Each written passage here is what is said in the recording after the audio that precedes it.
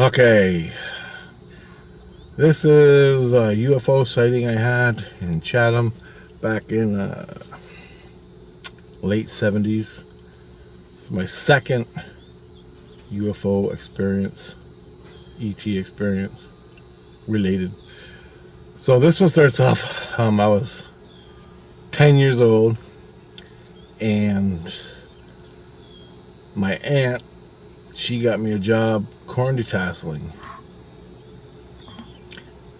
Don't go corn detasseling unless you got a cool crew leader with a cool company.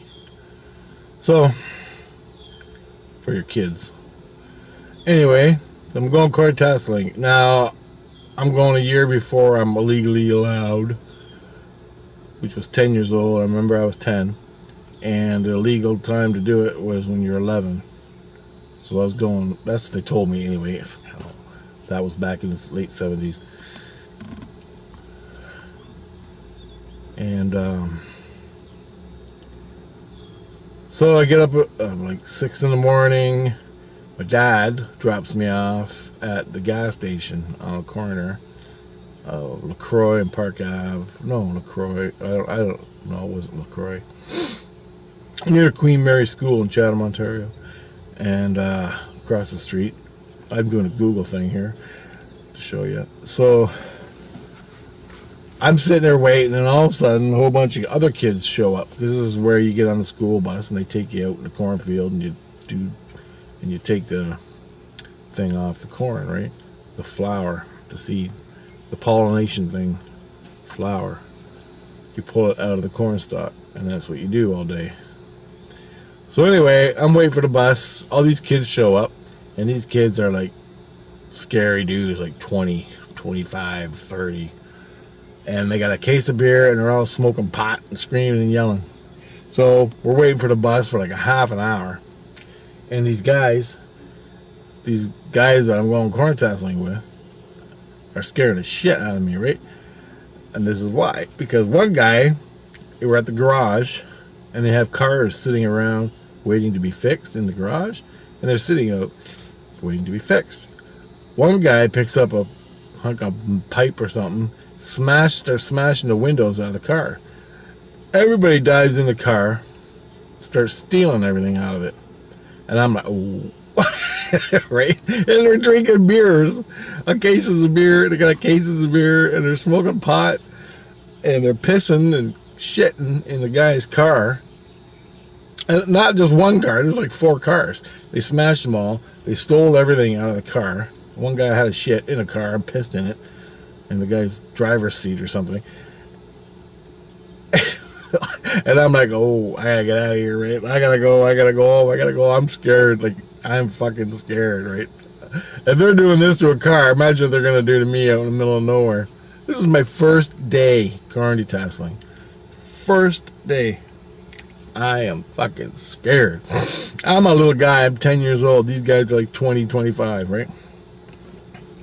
Holy shit. So, with that, I'm like, okay, what do I do?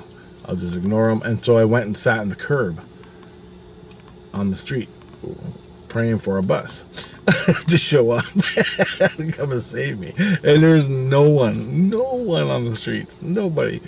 No cars, no nothing. And it's like 6:30 in the morning. And so I'm sitting there and I'm freaking out, and they're all back there doing their thing, back in the garage parking lot.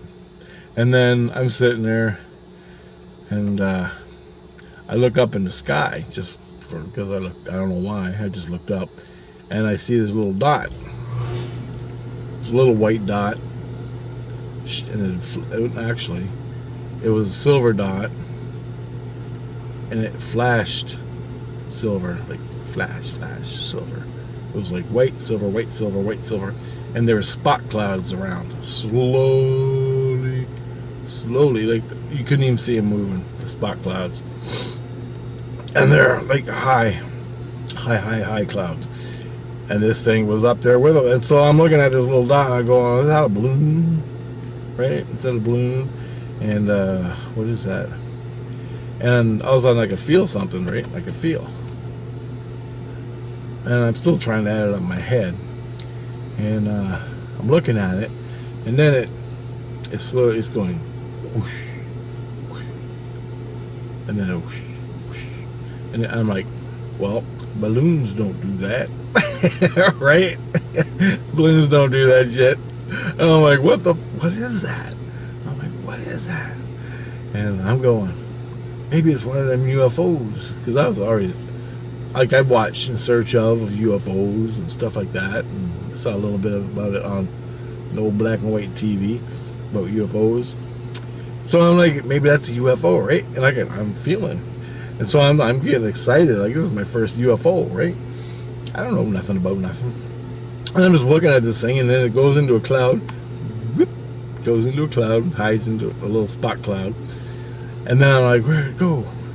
I'm like, come back out, and it goes just like that, just comes out, and I'm like, wow, right? It's like I'm almost giving it orders, and it's doing what I'm like freaking out, and I'm loving this. I'm loving it. This is a UFO, right? This is a real bona fide UFO, because it's not a bird. Birds don't do that. Balloons don't do that. And I'm at a loss. UFO.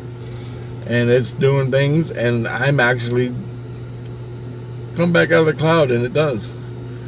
And then I'm looking at it, and all of a sudden it goes back into the cloud, and then I go, come back out, and it don't come out.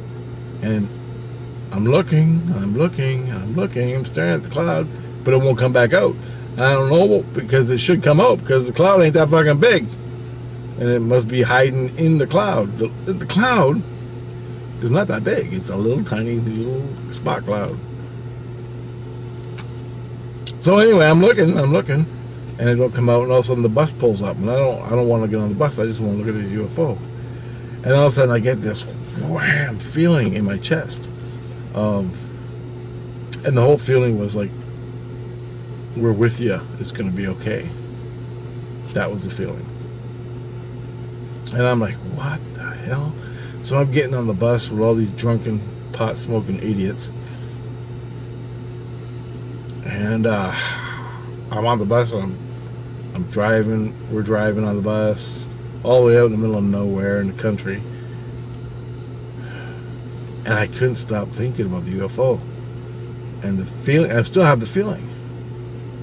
Like, it's overpowering me, this feeling. It's like, we're with you, it's going to be okay. We're with you. And I'm like, what? I couldn't understand it, but I'm feeling it. And I couldn't understand it. Why am I feeling this? Period, right? It makes no sense. And then when I started getting in the field, we got in the field, I forgot about the UFO. And then by noon, I was hot, covered in mud and spiders and cuts, sunburnt. You know what it's like getting a leaf cut in a sunburn? Well, imagine 1,000 of them on you. Leaf cuts. And you're sunburnt. And the sweat is, salty sweat is going into them. And it's drying. That's what you get. So, I'm all bummed out. These guys are threatening to stick me in a porter potty and turn it over. So I'm avoiding them as much as possible, because that's what they did to another kid. Some kid went into the porter potty, the toilet, and it's like this blue thing. If you've never seen one before, it's like a blue thing. You go in there and you do your thing. Well, he's in there. He could go into the bathroom, and all the crazies turned it over on him with him in it. He came out. He came out blue because the shit goes into blue fluid, which is a disinfectant thing, and it's like dye blue. Holy fuck, unbelievable! And I'm like, oh, I'm next. They're gonna kill me. So I hid far away to eat my lunch. And then the kid, he comes out crying, covered in shit. Everybody's laughing at him, throwing corn at him, and he didn't know what to do, so he just freaked out and he jumped in the creek and started washing it all off him. And I'm like, I gotta go back to this tomorrow. Oh, my dad. Anyway, son of a bitch. I didn't like that at all. But I'm all bummed out, depressed, scared shitless again. And I'm tasseling the corn, and I'm detasseling the corn after lunch. And all of a sudden I get into this like miserable mood, and all of a sudden I just ding, and I remembered the UFO, and I shine. I started brightening up, and I felt it again. I felt them again, right? As soon as I remember, I went, oh, I felt them again. And I'm like, yeah. And I looked up in the sky, and I see nothing. But it got me through the day. That feeling got me through the rest of the day. And the whole feeling was, it's going to be okay. We're there for you, or we're with you, or something. But I couldn't understand it, but it felt really comforting and good. And then I sort of like smiled to myself, right? I got a secret. I got a secret. That was me. And I didn't even know what the secret was, but it felt like I got a secret. No one knows about the UFO, but I'm talking to it, and the feeling inside was, you're gonna be okay. Don't worry about it. There's more to life than just this. And I'm like, yeah. That's what it was saying to me. That's what they said to me. Now I didn't know it. To me, I just saw a UFO. I didn't know if there was guys in it or what the hell was going on. But that was my experience. Now I'm 50 years old. I know a hell of a lot more than what happened that day and the first experience I had. So, you gotta look back on your past experiences, put them together. But yeah, awesome stuff. And I think it was like a probe, because later I learned, much later in life, I'd be seeing the probe, but the main ship would be cloaked over there. And I'd be seeing the UFO over here, but the feeling is coming from over there. Like they're staring at me from that direction, but I'm seeing the UFO over here. And I actually filmed it, but my YouTube's gone and deleted. So boycott YouTube and Google and Facebook and Twitter. Give them hell if you want to, because I am. You don't even know. But anyway, yeah, so now I know. So what I was seeing was not the main craft with the occupants in it.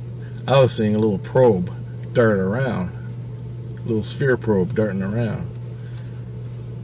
The main guys were somewhere else staring at me, talking to my spirit. Well, I'm watching this, but I'm all tuned to this because my physical sight, senses, and everything were trained on this object that's not making sense. But the main craft, the occupants, was cloaked, and it was over there. And I could feel it over there. I didn't know that experience, but later on in life, I had 100 experiences where I'm looking at the sphere, and the main craft is over there.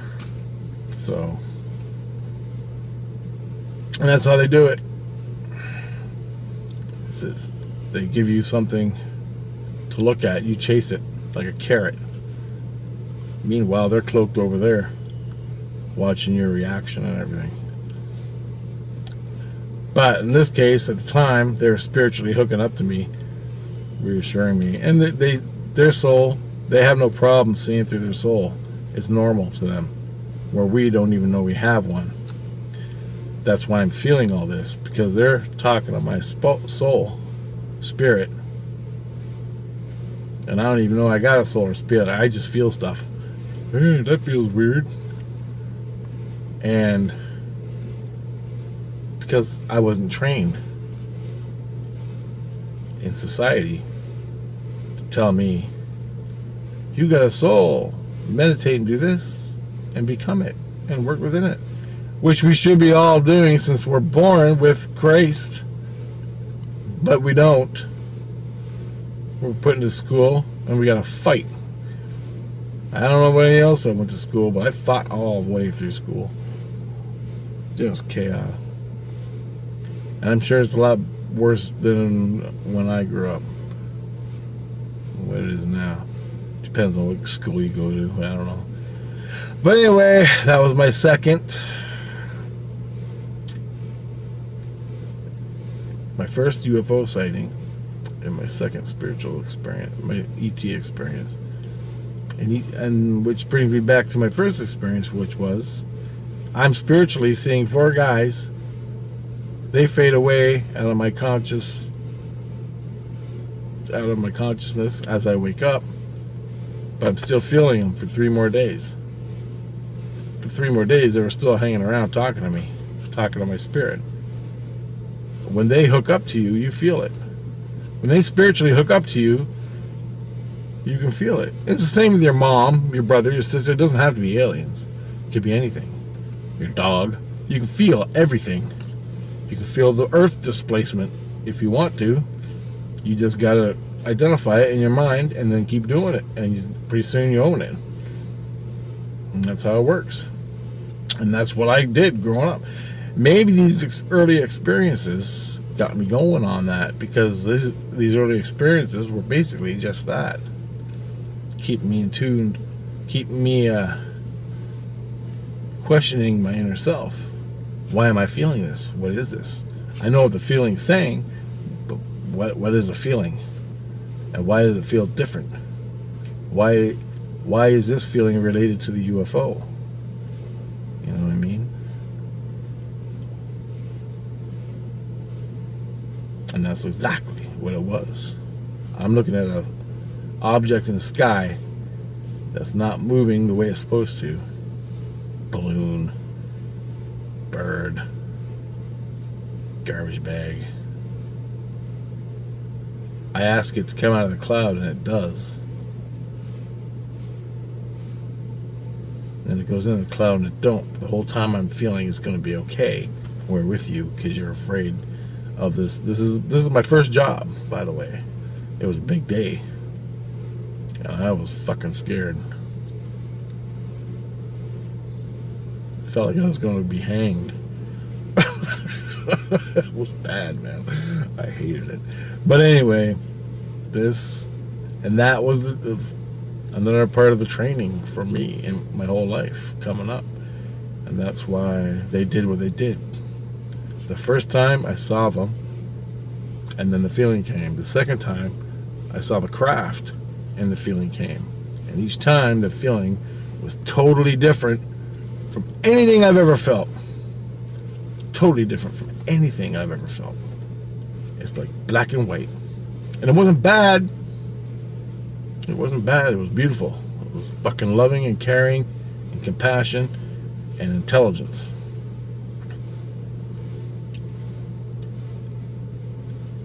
And an overwhelming feeling. And the feeling came when I saw the object. So I aligned myself. Do you understand? I aligned my spirit with them when I saw the object. I aligned myself when I saw them. Spiritually, I saw them. I aligned my spirit to their spirit. I saw the object. I aligned to them and felt it each time. And it's not going to be it happens every time. But I'm just giving you some indicators and experiences